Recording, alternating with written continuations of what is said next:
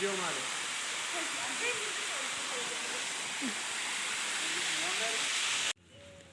ውድ ተመልካቾቼ ይሄ የምትመለከቱት ገዳም ቅዱስ ይምርሃነ ክርስቶስ ገዳም ይባላል።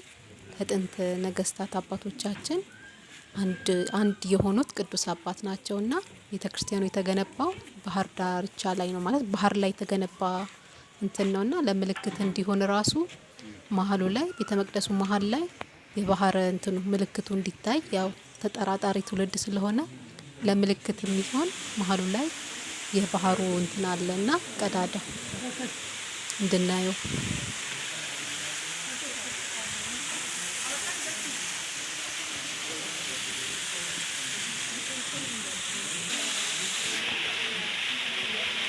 ይሄ ነው የባህሩ ቀዳዳው። ይሄ ነው ምልክቱ ማለት ነው።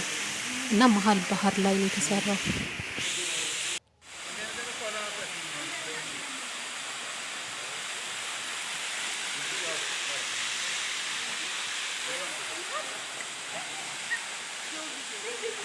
ቪዲዮ ማለት